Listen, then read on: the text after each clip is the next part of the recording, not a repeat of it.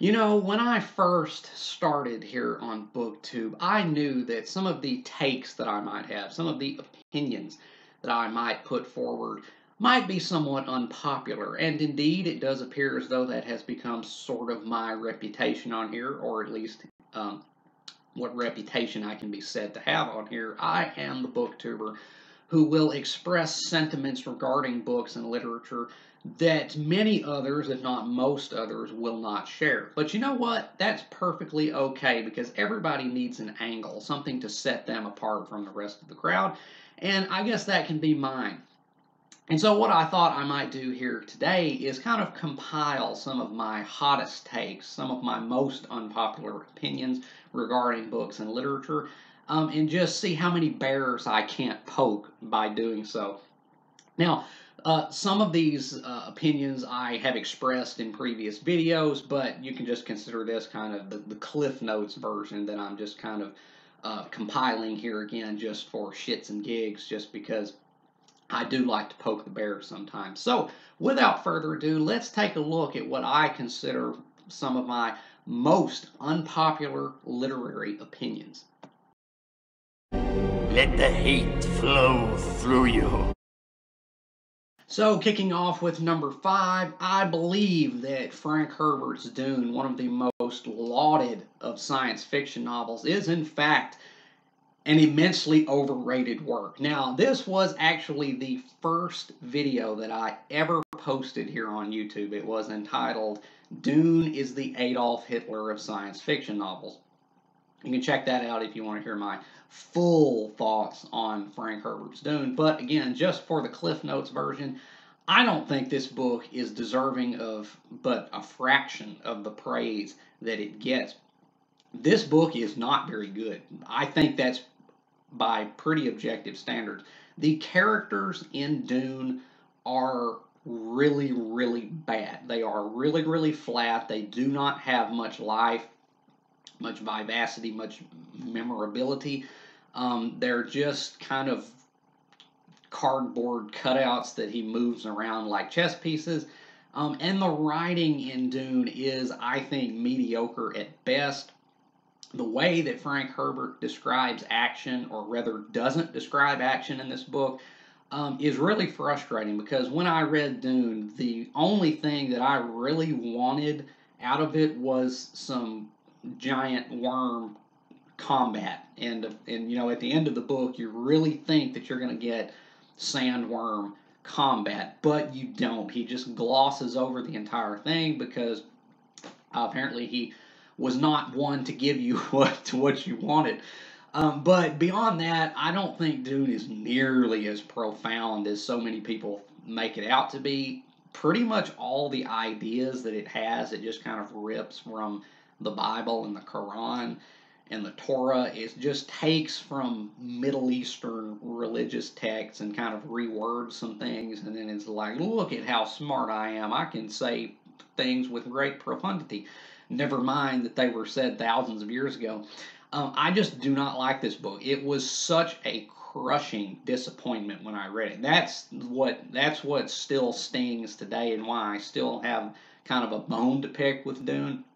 It's just how disappointed I was, because Dune is kind of considered the quintessential science fiction novel. Like, it is the book that is pointed to more often than not as kind of representing the entire genre of science fiction. And I think that's pretty sad because this book has been surpassed by so many other works that I don't understand why it's even still relevant, except for the legacy of what it did for the genre. Because as I said in my original video on Dune, I acknowledged that this was important. Like, it did things for science fiction that needed doing. It proved that science fiction could tell epic, large-scale stories that do actually concern some very important themes, even if I don't really think it did so in the best possible way. But it did advance the genre. However, my qualms with it lie in the fact that it just doesn't hold up really, I don't think, on its own merits as a book, and it's been so surpassed by so many other books that I think it just needs to be kind of set under glass and say, this is where we came from, but it's not really the strongest book in its own right. Again, I think it's just, I don't know. And I don't hate Dune. Like in the first video that I did, that was coming off some like real anger that I had towards Dune. I'm kind of beyond that, and my attitude towards it has softened somewhat. I'm kind of just like it's not bad, but it's not nearly as good. I don't think as everybody else seems to think it is. My attitude towards it again has kind of softened, where I'm just kind of like, you know, you can like Dune, but I wish you wouldn't just say that it's like, some kind of gospel, even though that's really what Frank Herbert tried to write, was some kind of interstellar gospel, because it does have so many, it does harken back so much to like the Bible and the Quran, in the structure of the society within the book, and also in the way that some of the characters speak. But also, Dune is boring as all hell. Like, it's not exciting really at all, or it wasn't to me. And, if you want to experience a large scale space opera type story, just watch Star Wars. Like, that's what I would recommend, because I think Star Wars is just so much more valuable than Dune. And that's not to say that Star Wars is in any way perfect, but like, I think it's more, I think it's more defensible than Dune. And so, I don't want to just harp on it endlessly, but in short, this was my inception into the world of BookTube. Came out the gate hot with this one, because this book is adored by a lot of people, and a lot of people that I refer to as the Dune Nazis. Because if you have the audacity to say, Dune is kind of a mediocre, clunky book, they come out with the pitchforks and torches. But like I said, I guess I'll be that guy. Dune is just not a really great book. Again, it's not terrible. I have kind of softened my attitude towards it a wee bit, but it's not anything to get excited about, and it's not anything that hasn't been done so much better since. So my fifth most unpopular opinion, I guess, and this is not really in any order. This is just, the way I structured this video, I guess, is that Dune by Frank Herbert is not a very good book. And my fourth unpopular literary opinion is that Terry Goodkind's Wizard's First Rule is not a bad book. Conversely to saying that Dune is not a very good book, I will say that Wizard's First Rule is not a very bad book. Actually, this book is, I think, good. And that is kind of definitely a hot take, because in the world of fantasy, which I rarely ever dip my toe into because fantasy just really isn't my thing, but in the world of fantasy, this book is a punching bag. Like, so many people hate this book. And like I said, I don't read much fantasy. I haven't read Malazan. I haven't read any Brandon Sanderson. I haven't read The Wheel of Time. I read some of the first volume of The Wheel of Time, and I was just like, nope, dip right out of that one. But this book seems to resonate more with people who actually aren't fans of fantasy like me, than it does with people who are fans of fantasy, because this book is really derivative and really generic. And I'm saying that as a defender of this book. And I'm not, the purpose of what I'm saying here is not to say that this book is some kind of modern classic, or that it's necessarily a great book. All I'm saying is that it's not nearly as bad as people make it out to be, because again, to hear people talk about Wizard's First Rule, it's just complete and utter garbage, and I don't really think it is. Of the fantasy that I've read, which again is not a lot, but I've read Lord of the Rings a long time ago, and it's just kind of like, it's not really my cup of tea. I get why people like it, but it's just not for me. But of the fantasy I've read, this is the only one that I can truly say that I genuinely loved. Like, I love this book. It is actually one of my favorite books. But I say that impartially, because I'm not defending this book as some kind of paragon of quality. It's not. I'm just saying that it isn't a paragon of crap either. It's a very okay to good book. And now the writing in this book is not great, because a lot of the flack that it gets is because of Terry Goodkind. both him as an author, as a person, and as an author. Because Terry Goodkind was a dick, y'all. Like, I'm not going to defend him in defending this book. He was a dick, and I get that, and I get that's why a lot of people dislike this book. But he wasn't a terrible writer. I mean, the prose in Wizard's First Rule isn't great, but it's not terrible. There's a lot of telling in this. There's a lot of places where I think he could have, shown some things instead of told them. But with a book of this size, because it's over 800 pages long, the characters nevertheless do come alive enough, at least, or at least enough for me, to where I really got invested. And the romance aspect of this book is one of the only examples of a romance story in literature that I can really say that I got invested in. I was really kind of wanting to see how things came out with Richard and Kaelin, or Colin, Kaelin, however it's pronounced. It was really sweet, and there's a lot of pain and anguish to it that kind of made it compelling to me. And this book is also a lot darker definitely darker than The Lord of the Rings. Tolkien was not going to go to the places that Terry Goodkind went in this book, because again, there's a section in this book that's about 100 pages long that's nothing but just brutal dominatrix bondage porn. Which I found interesting. Other people might not, but I was kind of like, yeah, it's not too bad there. But I get why people do dislike this, especially people that are fans of fantasy, because there's nothing original about it at all. It's just taking stock standard elements from past stories and just kind of remixing them, and not even remixing them particularly originally. It's just, you got your stereotypical Dark Lord doing some nefarious crap. But even the villain, is not a complete caricature. Although this is much more of a mustache twirling kind of kind of villain in this story. But again, even he's not completely caricaturized, because he at least has a glimmer of, like, you can kind of understand his perspective, where he's coming from. It's not. I'm not going to say he's the most well-developed character at all, because he's just kind of evil without exception. But there is a kernel of comprehension to it. And yeah, this book is just. I love this book again. The reason why it gelled with me is not why I'm defending it, because I acknowledge that's just me. Like, it's darker than The Lord of the Rings, which is about the extent of my experience with fantasy. It's edgier, but it still has a great degree of heart to it.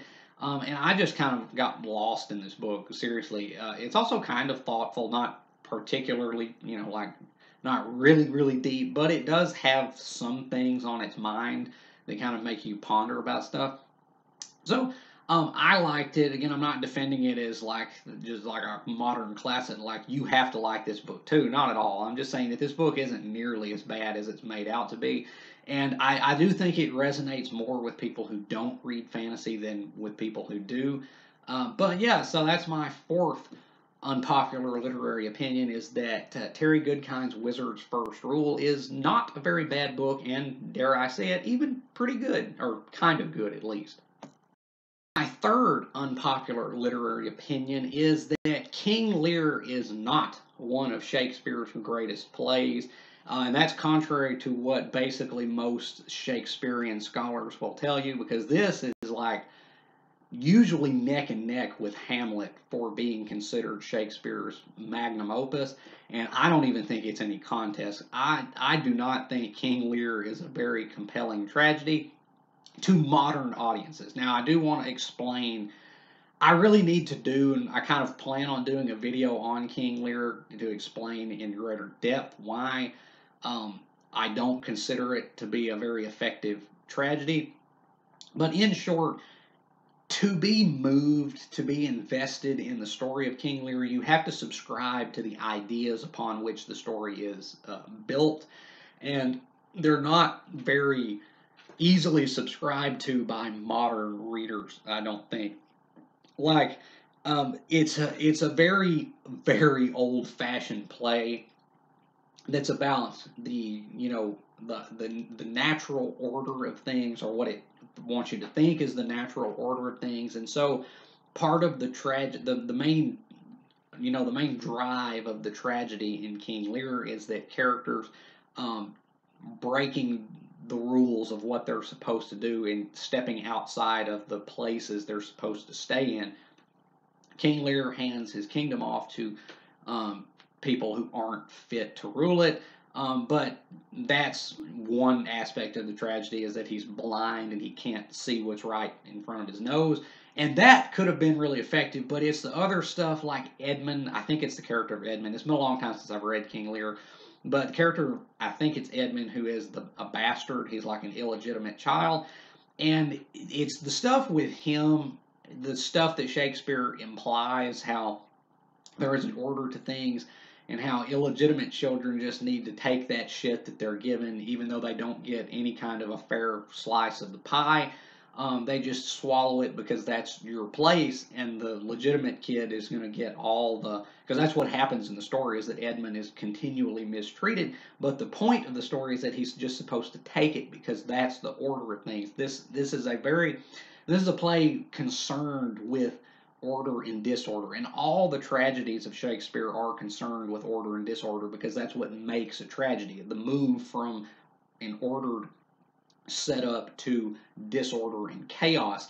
That's what they're all about. But none of them are about that, or more about that than King Lear, because it's about the divinely ordained order of society, where we have King Lear, who should have stayed on top because he gave his kingdom away to people that weren't fit to rule it. And then we also have Edmund over here, one of the main villains, who is villainous only because he's been mistreated his entire life and he wants more than what Shakespeare is telling us he has any right to want.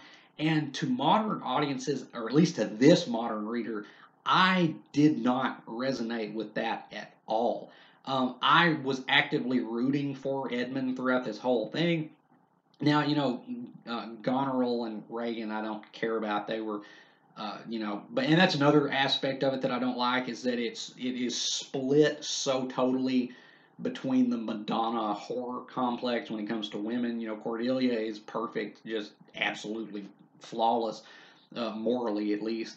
And then the other sisters are just conniving bitches who just are scheming and evil. I just don't like that.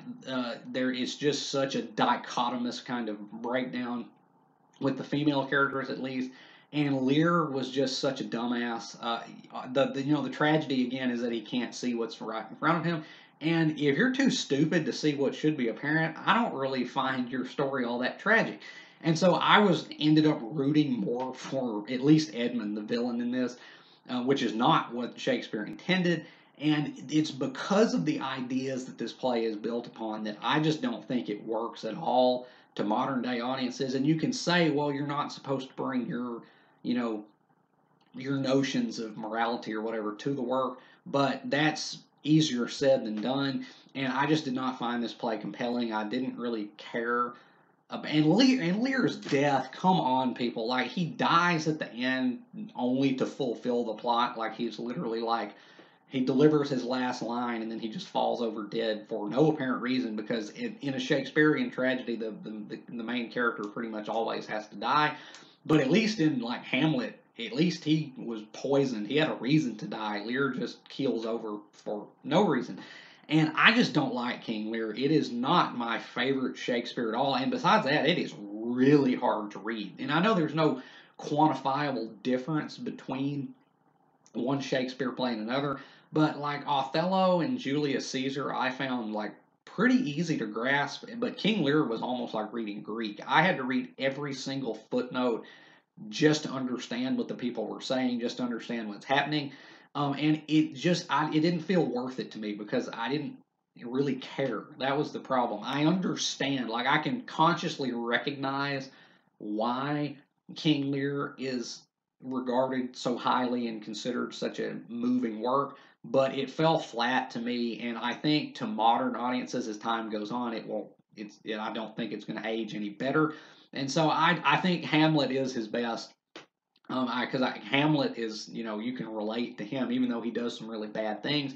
you get where he's coming from, but this, it's so geared around an outdated mode of thought that I just couldn't get invested in it, and it just, again, fell flat for me. So my third unpopular literary opinion is that King Lear is actually a lot lower down in Shakespeare's canon than most people would probably put it. My second unpopular literary opinion is that Robert McCammon's Swan Song is infinitely better than Stephen King's The Stand. So I'm sure The Stand needs no introduction. I feel pretty confident that most people out there will at least be aware of what this book is about. It's one of Stephen King's most famous and longest books. It's also one of his most beloved books, and unjustly so, because this book is just a disaster, start to finish almost. I've made videos about The Stand in the past. Actually, the second video that I ever put after the Dune video, the second video that I ever uploaded to YouTube, I think, was called Why I Can't Stand The Stand. So if you want to hear my full thoughts on that book, check that one out. But in short, the ending to The Stand is one of the worst, maybe the worst ending I have ever read. It is not only the single biggest Deus Ex Machina that has probably ever been written, it makes no sense whatsoever. It is logically inconsistent with the rest of that story. As I also explained in my video about Stephen King's book on writing, which I read in November of 2022, I mentioned why that book just doesn't work in that video as well, so you can look at that if you want. But in the 1980s, along came Robert McCammon to tell or retell basically the same story, except much better. Because the premise of his novel, Swan Song, is virtually identical to the premise of The Stand. It really is kind of like, I still wonder why Stephen King didn't file some kind of lawsuit against him for apparent plagiarism, because I mean these books are extremely similar. They're at the foundation of their stories. They're basically the same story because the basic premise is essentially the same. But Robert McCammon really knocked this book out of the park because it was much better paced. Stephen King really damaged The Stand in the 90s when he went back in and inserted all that crap that the editors made him take out in the 70s, because, you know, by the 90s, he could tell any editor just to piss off because he was Stephen King and he was going to do whatever the hell he wanted. But the fact that the book survived without all that stuff in it the first time lets you know just how extraneous it really was. And it just unnecessarily padded out something that was already really lengthy. And it just didn't need to be there. And again, the ending is just complete crap. But Robert McCammon's Swan Song succeeds where The Stand fails. Not only is the pacing, because it's not as long as The Stand. Like The Stand, the uncut version of The Stand, which is the only one you can buy now, is like 1,200 or something pages, and Robert McCammon's book is like 700 and something. But it's much better paced. The characters are also really good, and characters are the only defensible feature that I think The Stand has, because Stephen King, you know, he almost always writes really good characters. But the characters in Swan Song are also really good, and it's, again, better paced, and the ending actually makes sense. It's a little cheesy. It involves the countdown to doom that we see, you know, so often, and it stopped at the last second. But at least it makes sense, unlike The Stand's ending. But also the villain in Swan Song is so much better than Randall Flagg in The Stand. Like, Randall Flagg is not a good villain, y'all. He is not. He's not appropriately threatening. He's more goofy, kind of, than scary. I never felt adequately menaced by him whenever I was reading the book. And plus, he just spontaneously, again, it's just Deus Ex Machina. It's just Deus Ex Machina City in The Stand, because Randall Flagg just spontaneously starts losing power in the last third of the book for some reason. But the villain in Swan Song, whose name is Friend, is so much cooler than Randall Flagg in The Stand. The scenes with Friend in Swan Song were some of the coolest scenes in the book. Um, it's just so much more sinister and so much more frightening than Randall Flagg was, and also Robert McCammon is able to avoid the shameless pornographic titillation that Stephen King likes to indulge in so much in The Stand. The Swan Song is just The Stand done better. It really is. It tells a story that's very similar, but it tells it so much better. The characters are good. Again, it's paced better. It actually justifies what it's doing, because whereas in The Stand you get long sections which are just dicking around, just taking up pages without driving the story forward. Swan Song is constantly moving towards its ending. It doesn't, even though it is a lengthy book, it constantly justifies that length because it has a goal always in mind that it's always heading toward. The only bad thing the only real complaint that I have with Swan Song is that there's kind of an element of romance in there that feels kind of just like an afterthought that he threw in because he felt that the main character needed a love interest, and I just wasn't really buying that so much. But other than that, this book is just The Stand done better. It really is. It is just a superior version of Stephen King's book, and I would recommend you read it over The Stand any day of the week. So yeah, my second unpopular literary opinion is that Robert McCammon's Swan Song smokes Stephen King's The Stand every day of the week and twice on Sunday. And my number one unpopular literary opinion is that Harper Lee's Go Set a Watchman is superior To Kill a Mockingbird. Now, that's a hot take because To Kill a Mockingbird, I mean, that's an American classic. That is a book beloved by so many. And I'm not at all saying that that's a bad book. By no means am I attacking To Kill a Mockingbird. It personally did not wow me all that much when I read it. But I understand why so many people cherish it. I just think it's a pretty safe book that doesn't really say a lot other than racism is bad, which was important, definitely, which definitely needed to be said at that time, but it doesn't really explore the issue of race in any greater depth. It doesn't explore the reasons why race relations in the Deep South were so terrible. And when To Kill a Mockingbird was published, it did have some detractors. Flannery O'Connor actually called it a children's book, and that was not a compliment. She was saying that it's a book that was so simplistic in its outlook that it was basically aimed at children. And sadly, I don't really disagree with that. But Go Set a Watchman is a different beast altogether. This book is raw, it is uncompromising, it is uncomfortable to read, but I think it's much more valuable than To Kill a Mockingbird, and I respect it so much more. So the publication and marketing of Go Set a Watchman was really dishonest. I think they were just trying to wring a few last dollars out of the old woman before she kicked the bucket. And so this was marketed as a sequel to Kill a Mockingbird, which it is not. It is an earlier version of the same story, which differs wildly, and which Harper Lee was asked to rewrite, ostensibly because the publishers said that they liked the childhood sections of the story and that they wanted it rewritten completely from the perspective of the children. But I do not believe that that's why they asked her to rewrite this story. I think it's because this book was so morally gray and so hard to swallow, because this is a hard book to swallow at certain points, that it was not going to be palatable to a lot of people otherwise. Because again, it asks some really hard questions, and it asks questions that don't really have easy answers. But I think it still has bearing on our world today.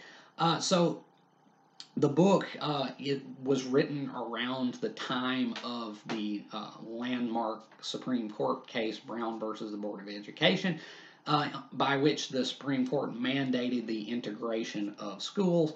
And one of the questions which the book asks is, was that overstepping a boundary? And deeper than that, does or should the government have any involvement in the arbitration of ethical issues, even when things seem so clear cut between good and bad. I mean, I think we can all agree that segregation was bad. That was wrong. But the book makes us question, and one of the things that Brown versus the Board of Education continues to spur debate over today is that did the Supreme Court really have the right to do that, or did that violate certain states' rights on certain other parts of the U.S. Constitution? In this book, it is uncomfortable because again, it's nothing is clear cut in this book, and what this book is ultimately about is disillusionment. Um, and the fall of ideals and seeing the world in as it truly is, which is a landscape of gray. And I think that conversation about the Supreme Court stuff, I think that still definitely has bearing on our world today because a certain other landmark Supreme Court case was overturned last year to the ire of many and to the jubilation of many. And so I think these questions are still pertinent today. But beyond that, this book dives headfirst into the issue of race in the Deep South, and it is again really raw, really unfiltered, and it doesn't hold anything back. Basically, you've got a black population in the South that vastly outnumbers the white population because so many slaves were brought in. They ended up being more than the white people in the South. And then once they were freed, well, they have to be kept down and oppressed because if they have a fair say, well, then the script is going to be flipped and they're going to end up running the show, and the white people can't have that. But, and while that seems like a pretty, again, clear cut argument, the book undercuts it yet again because it says these people have been oppressed, they have had their voices kept down and silenced so long. They have been denied equal education and basic like literacy. They just have been denied so much. But another hard question that the book asks is, can or should people who have been denied so much education be given unfettered instant access to equal governmental participation? And I'm not at all saying anything one way or the other regarding that. I'm just saying that this is what the book is saying, that even though through no fault of their own, the black population in the South was kept down, is it wise to just go from that all the way to, equal governmental say and equal governmental sway uh, just just from there to there? It's just really hard questions that are really hard to swallow. It's a bitter pill of a book, and I'm not defending this book on a writing standpoint because uh, it's a lot rougher around the edges in its execution than To Kill a Mockingbird, and it would be because this was a first draft. Like the amount of editing that this would have needed to be fit to actually publish would have been more than what it got because this book is really weirdly constructed.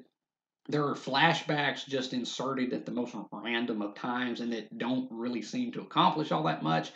And it's just kind of awkwardly put together. But what it did, what it was going to do, what it tried to do, what Harper Lee wanted to do with this book, I just respect so much more. And I think it's just so much more infinitely valuable than To Kill a Mockingbird because it doesn't play it safe. It goes to some really dark places, and it asks some really hard questions that don't have easy answers.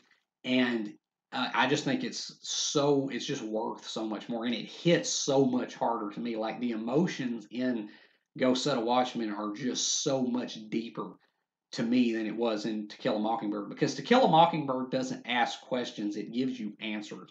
Go Set a Watchman asks questions and it gives you nothing in terms of answers. It says this is the way the world is. It's gray. Sometimes even things that seem clear cut really aren't. And it's just a bitter pill of a book to swallow, but I just respect the balls on this thing so much more. I just love this book. I really do. And again, I'm not saying that To Kill a Mockingbird is bad. It's just set its sights a lot lower than this book did. But if you haven't read Go Set a Watchman, I would recommend picking it up. If whether or not you read To Kill a Mockingbird, this book, I mean, it does stand on its own.